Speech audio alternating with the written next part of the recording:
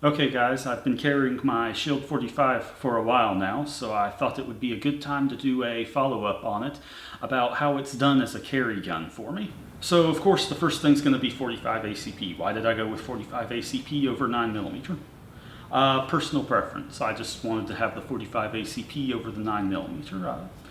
Some people will argue that 9mm has advanced significantly and that makes it better than 45 ACP. I'd like to point out that the 1911 and the Luger were both in the Army trials that the 1911 ultimately won. 9mm is just as old of a round as 45 ACP and has had just as much opportunity to grow technologically as 45 ACP. So if you say technology has advanced and it's made 9mm better, then surely the 45 ACP has also had the opportunity to advance and become better over time. Next is that people will talk about capacity. The 9mm has a greater capacity. That's true, but not overwhelmingly for the Shield series guns. The Shield 45 currently has a 7-round extended magazine, so you're getting 7 rounds plus 1, which brings you to 8. The Shield 9 has an 8-round extended magazine, so that gives you 8 plus 1, which brings you to 9. That's 1 round difference, and I just don't care about that 1 round enough. Now, yeah, if you were to give me 3 or 4 extra rounds, I would start considering that as a viable reason, but 1 extra round is not really enough for me to say, yes, capacity is definitely a reason to go with 9 over 45. So one thing you've got to talk about when you're talking about carry is holsters. This is a Wolf Hollow tactical holster. I definitely like it. One thing that brought me to it was that it does have a degree of retention. The gun does not just slide right out. It has a retention. It wants to stay with the holster until you separate it. And that's very important because I believe in everyday carry, and you don't know when you will need the gun. You don't know how you will need the gun. You don't know where you're going to be all day. You could be hanging from your ankles from the ceiling for some odd reason, and in that case, you would not want the gun to break free from the holster and clatter to the ground.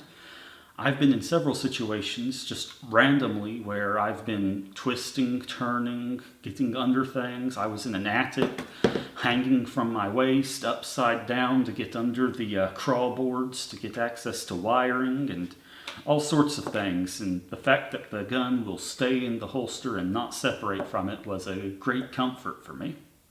All right. One thing I did not like with the Shield 45 was actually the grip texture. The grip texture on here is incredibly rough and actually started giving me a rash when I was carrying it. It was that bad. Since then I have put a Hogue handle on the grip. That has gotten rid of the coarseness of the grip and the roughness and brought it to a much more comfortable level, and has left the actual grippiness alone in that it is still a nice tight grip that you've got a good hold on. That's one thing I really do like about this Hogue handle. I definitely recommend it if you find that the grip is too coarse for you. Another thing we can talk about with carry guns is safeties. I want a safety on my carry gun. You don't have to have one. That's completely up to you. I like to have a safety on my carry gun, and in fact I special ordered this one because the one they had in store did not have a safety. Why do I want a safety? It's one more obstacle between circumstances occurring and the gun going off. What those circumstances are, I don't know. In Sig and Taurus's case, the circumstances were being dropped. Am I saying that Taurus and Sig guns would not have gone off if they had safeties? No. I'm saying that the safety is an extra obstacle. Whether that works or not, I don't know. It depends on how the safety is designed.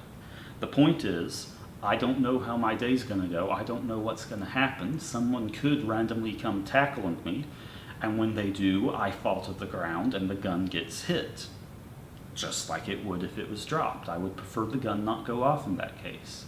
I'd also prefer not to be tackled randomly, but I can't help that. Alright, so overall my opinion on the Shield 45 is that it makes a great carry gun.